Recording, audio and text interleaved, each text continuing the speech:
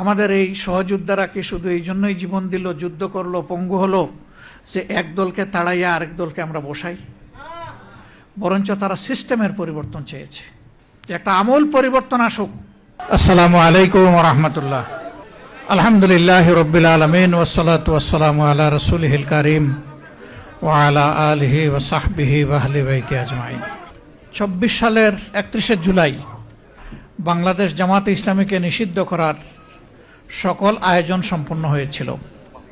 কি কারণে তারা ৩১শে জুলাই করে নাই তারাই ভালো বলতে পারবে। তবে আমরা নিশ্চিত হয়ে গেলাম যে ১ম আগস্টে তারা আমাদেরকে নিষিদ্ধ ঘোষণা করবে। এর আগেও আমাদের সংগঠন বারবার স্বৈরাচারী সরকারের রুশানলে পড়ে নিষিদ্ধ হয়েছে। সুতরাং এই অভিজ্ঞতা আমাদের জন্য নতুন ছিল না, কিন্তু বাংলাদেশকে নিয়ে আমরা চিন্তিত হয়ে পড়লাম। তাহলে কি আধিপত্যবাদের বিরুদ্ধে এই দেশে আর কোনো সংগঠন তার অস্তিত্ব টিকিয়ে রাখতে পারবে না? আমাদের একমাত্র দোষ ছিল আমরা আধিপত্যবাদ মেনে নেইনি। এবারও দেখবেন ভারতের তরুণরা রাস্তায় নেমেছে, ছাত্র রাস্তায় নেমেছে। সরকার বলে দিয়েছে এই আন্দোলন জামাতে ইসলামী উস্কায়ে দিয়েছে। আমাদের নিয়ে তাদের এত ভয় কেন? তাদের ভয়ের জায়গাটা এককালীন একজন প্রতিমন্ত্রী তিনি বলেছিলেন যে বাংলাদেশে এক এক করে সকল রাজনৈতিক দলকেই পকেটে ঢুকিয়ে ফেলেছে একটা দেশ, শুধু একটা দলকে পারে নাই, এই দলের নাম জামাত ইসলামী। তিনি কিন্তু তখন অন্য দলের নেতা ছিলেন, শীর্ষস্থানীয় নেতা। এই জায়গায় সমস্যা আমাদেরকে নিয়ে। এর আগেই আন্দোলনের প্রতি আমাদের পূর্ণ সমর্থন ছিল, কিন্তু এই দিন আমরা সিদ্ধান্ত নিলাম যে নাও ডু অর ডাই, হয় মরবো না হয় বাঁচার মতো বাঁচবো। এই জন্য কোনো দলের শীর্ষ নেতারা যখন বলেছেন এই আন্দোলনের সাথে আমাদের কোনো সম্পর্ক নাই, এটা ছাত্রদের আন্দোলন, একই দিনে বাংলাদেশের কণ্ঠস্বর হিসাবে জামাতে ইসলামের সেক্রেটারি জেনারেল দলের পক্ষ থেকে দায়িত্ব পেয়ে তিনি প্রেস কনফারেন্স করে বলেছেন যে আমরা জামাতে ইসলামীর সাথে সম্পৃক্ত সকলকে এবং দেশবাসীকে আজকে তরুণ সমাজের পাশে দাঁড়ানোর জন্য, ঝাঁপিয়ে পড়ার জন্য আমরা আহ্বান জানাচ্ছি। একই দিন দুইটা স্টেটমেন্ট এসেছিল। কিন্তু মহান আল্লাহর ইচ্ছা এবং সাহায্যে জনগণের এই আন্দোলন তরুণ সমাজের নেতৃত্বে যখন সফল হলো, তখন আল্লাহর কসম আজ পর্যন্ত এই আন্দোলনের কোনো কৃতিত্ব আমরা দাবি করি নাই। আমরা বলি নাই যে আমাদের এতজন শহীদ হয়েছে আমাদের দলের। আমরা বলি নাই যে আমাদের দলের কেউ এই আন্দোলনের মাস্টার মাইন্ড ছিলেন, আপনারা সবাই তার সাক্ষী। আমরা ৬ তারিখ থেকে বলি নাই যে আগামীকালকে নির্বাচন দিয়ে দেন। আমরা ২-৪টা আবেদন জানিয়েছিলাম। প্রথমত আমাদের দলীয় সহকর্মীদেরকে, কারণ এই দলটি বড় মজলুম দল ছিল, যেই দলের এক এক করে 11 জন নেতাকে হত্যা করা হয়েছে ঠান্ডা মাথায়। 1000 কর্মীকে হত্যা করা হয়েছে ঠান্ডা মাথায়। নারী, পুরুষ, শিশু, বৃদ্ধ, কোনো বাস বিচার ছিল না। যেই দলের কর্মীদেরকে যেখানেই সামান্য কোনো চিহ্ন পাওয়া গেছে চাকরি থেকে বরখাস্ত, বাড়িঘর থেকে বিতাড়িত, ব্যবসা প্রতিষ্ঠানের দখল নিয়ে নিছে, সেই দলটা কি পরিমাণ কষ্টে ছিল এটা বুঝাই যায়। আমরা কারো সাথে তলে তলে রাতের বেলা আপোষ করি নাই, আর দিনের বেলা গিয়ে রাস্তায় নেমে চিৎকার দেই নাই, এবং আমরা স্বৈরাচারের পারমিশন নিয়েও রাস্তায় নামি নাই। ওই পারমিশনের তোয়াক্কাও আমরা করি নাই। আমাদের যেটুকু সামর্থ্য ছিল দফায় দফায় তাই নিয়ে স্বৈর শাসনের আমরা প্রতিবাদ করেছি। আমরা আহ্বান জানালাম যে এই দেশ আমাদের, আমরা দেশকে ভালোবাসি, আপনারা শান্ত থাকুন, ধৈর্য ধরুন, আইন শৃঙ্খলা ফিরিয়ে আনতে নিজেরা উদ্যোগী হন, এবং কারো উপর থেকে এখন কোনো প্রতিশোধ নেবেন না। তবে বিচার পাওয়ার অধিকার সবার আছে। আমরা বিচার চাই, কিন্তু প্রতিশোধ চাই না। আলহামদুলিল্লাহ, দুনিয়ার ইতিহাসে গত 100 বৎসরে একমাত্র গণ অভ্যুত্থান, গণবিপ্লব, যেখানে বিপ্লব বা অভ্যুত্থানের পরে কোনো মানুষকে মরতে হয় নাই, কারো দোকান ব্যবসা প্রতিষ্ঠান লুণ্ঠিত হয় নাই, কারো ঘর বাড়িতে আগুন জ্বালানো হয় নাই। এদেশের মানুষ দায়িত্বশীলতার পরিচয় দিয়েছে, কিন্তু দুর্ভাগ্যের বিষয় ৬ তারিখ থেকে একদল লোক চাঁদাবাজিতে ঝাঁপাইয়ে পড়ল। সব জায়গা থেকে আমাদের কাছে খবর আসলো। আমরা তাদের শীর্ষস্থানীয় 2 জন নেতাকে নিয়ে বসলাম। আমরা বললাম, শহীদদের রক্তের কসম, পঙ্গুদের পঙ্গুত্বের কসম, আল্লাহর দোহাই দিয়ে বলি এদেরকে আপনারা থামান। আমাদের কথা তাদের ভালো লাগে নাই। ভালো লাগবে কিভাবে? স্বয়ং শস্যার মধ্যে ভূত থাকলে ভূত কিভাবে তাড়াবেন? মাথা থেকে পায়ের পাতা সবাই যদি এই অপরাধে জড়ায় পড়ে, তাহলে অপরাধীদেরকে বিরত রাখবে কে? রাখার তো কেউ নাই। কার্যত এখনো সেই মহোৎসব চলছে। আমরা নির্বাচনের দাবি করলাম না। আমরা আমাদের সহকর্মীদেরকে বললাম যে শহীদদের বাড়িতে যাও, মা বাপের পাশে দাঁড়াও, সান্ত্বনা দেও, তাদের জন্য দোয়া করো, নিজেদের যা কিছু আছে উজাড় করে দিয়ে সেইটা করো। হাসপাতালে হাসপাতালে আমরা ছুটে বেড়ালাম। যারা কাতরাচ্ছে, এই যে একজন এখানে বলে গেলেন, তার মাথায় হাত দিয়ে জিজ্ঞেস করেছিলাম, তিনি এই কথাটা বলেন নাই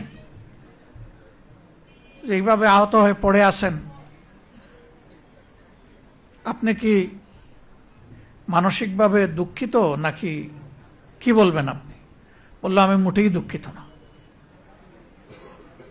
আমি সন্তুষ্ট। আমার জাতির জন্য আমি যে রক্ত দিতে পেরেছি।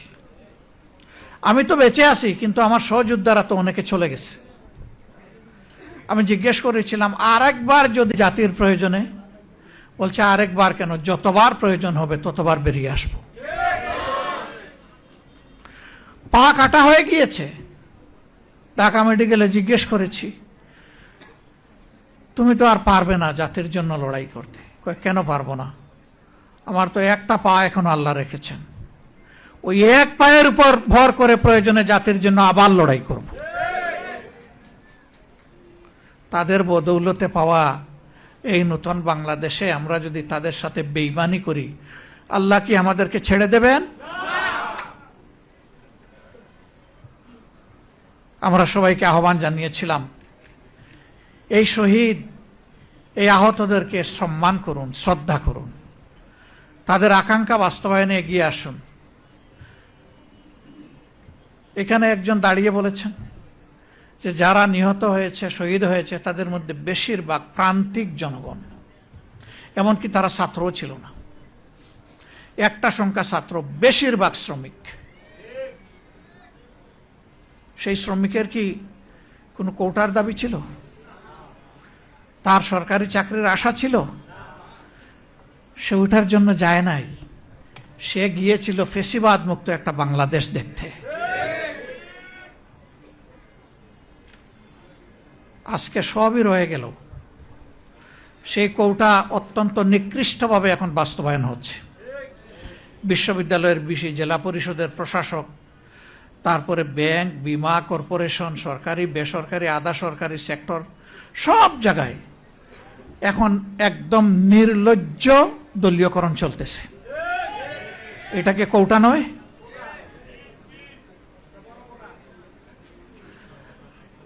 এখানে যোগ্য লোকদেরকে, দেশপ্রেমিক লোকদেরকে সরিয়ে দেওয়া হচ্ছে। বাছাই করে করে অসৎ, দুর্নীতিপরায়ণ লোকদেরকে প্রধান প্রধান জায়গায় পদায়ন করা হচ্ছে, যেন একটা দুর্নীতির স্বর্গরাজ্য কায়েম করা যায়।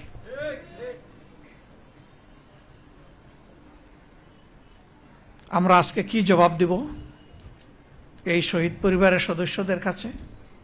কি জবাব দিব জুলাই যোদ্ধাদের কাছে, যে আকাঙ্ক্ষা নিয়ে তারা যুদ্ধ করেছিলেন, তাদের সন্তানরা জীবন দিয়েছিলেন?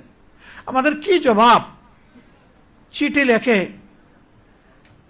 খালি হাতে যুদ্ধ গিয়ে জীবন দেওয়া আনাসের মা বাবার কাছে আমাদের জবাব কি? জাবের ইব্রাহিমের মা বাবার কাছে জবাব কি? রিয়া গুপের মা বাবার কাছে আমাদের জবাব কি? শান্তর মা বাবার কাছে আমাদের জবাব কি? আবু সাইদের সেই নিরীহ পরিবারের সদস্যদের কাছে আমাদের জবাব কি? মুগ্ধর পিতা এখানে আছেন, তার পরিবারের কাছে আমাদের জবাব কি? আমি উনার প্রতি বিশেষভাবে কৃতজ্ঞতা আদায় করি। চেষ্টা করেছি আমি এবং আমার সহকর্মীরা ঘরে ঘরে শহীদ পরিবারে গিয়ে তাদের দোয়া নিতে। আমরা তাদের পরিবারেও গিয়েছিলাম, মেহরবানি করে ওনারা আমাদেরকে সুযোগ দিয়েছিলেন যাওয়ার।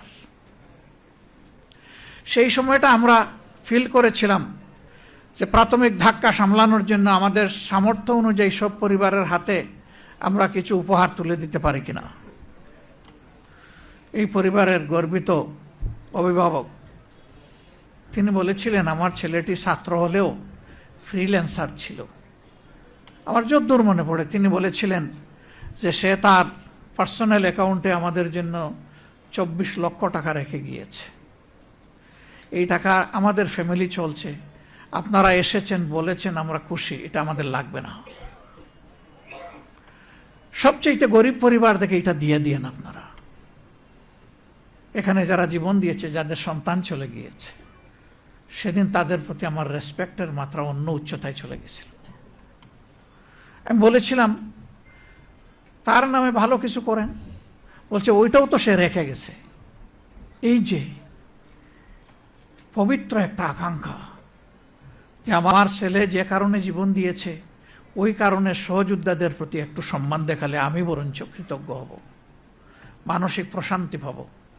এই পিতার মানসিকতাটা যদি আমাদের শাসক গোষ্ঠীর মনে আসে, তাহলে তারা তাদের দায়িত্ব পালনে এই রকম অবহেলা দেখাতেন না।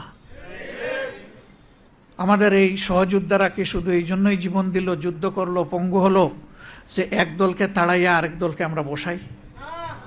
বরঞ্চ তারা সিস্টেমের পরিবর্তন চেয়েছে, যে একটা আমূল পরিবর্তন আসুক। সেই সরকারের আমলে শিক্ষাঙ্গনগুলা ছিল সবচেয়ে খারাপ, গণরুম গেস্টরুম করে সেখানে টর্চার সেল গঠন করা হয়েছে, এমনকি মেয়েদের হলে পর্যন্ত। তো সেই অবস্থা থেকে আল্লাহ তাআলা আমাদেরকে নাজাত দিলেন। এখন মনে হচ্ছে আবার আমরা সেই একই অন্ধকার গলিতে ঢুকে যাচ্ছি।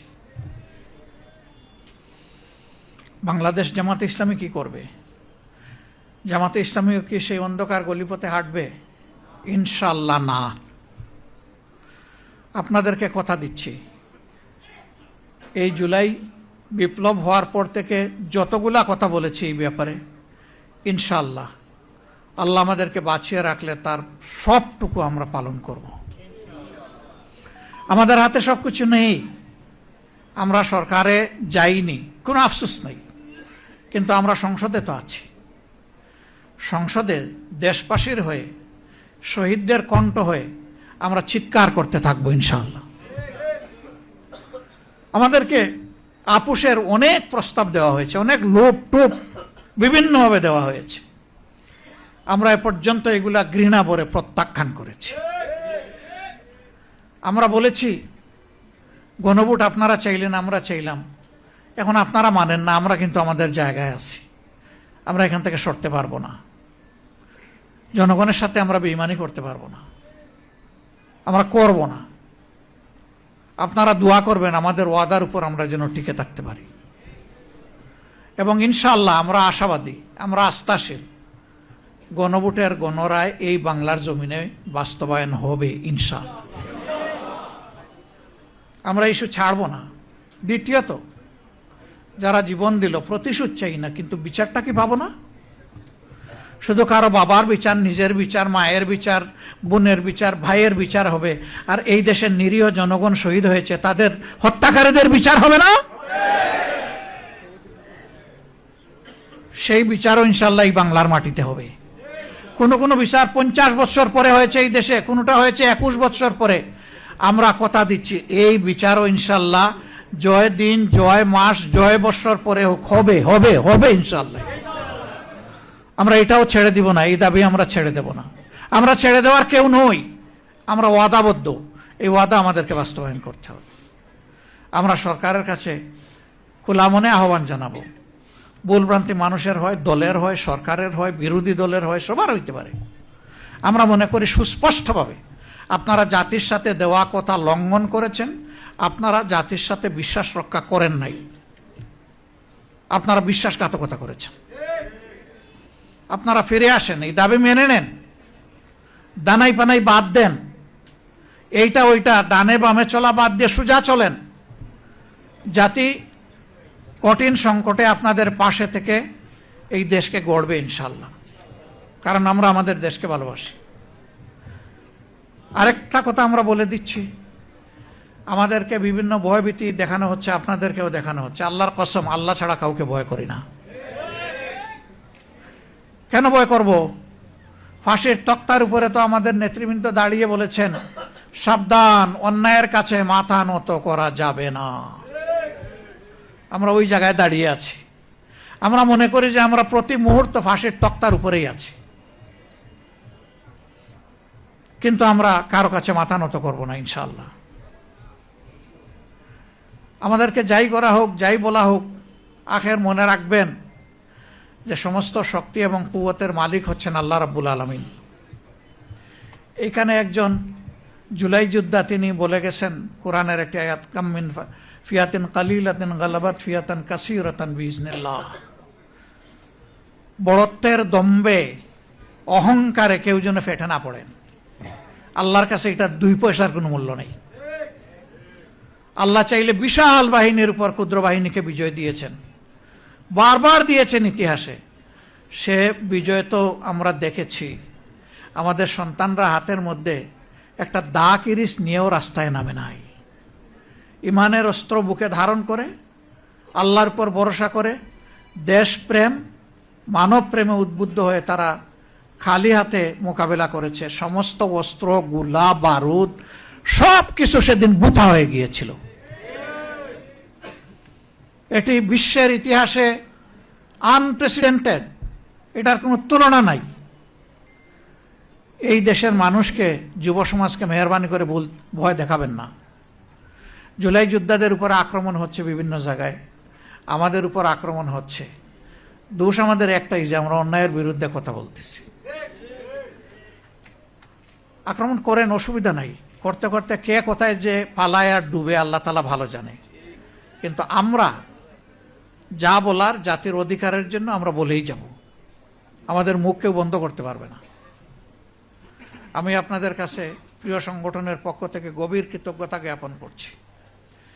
শহীদ পরিবারের যারা এসেছেন, জুলাই যোদ্ধা যারা এসেছেন, সম্মানিত অতিথিবৃন্দ আমাদের দাওয়াত কবুল করে এসেছেন, আল্লাহ তাআলা আপনাদেরকে উচ্চ মর্যাদা দান করুন।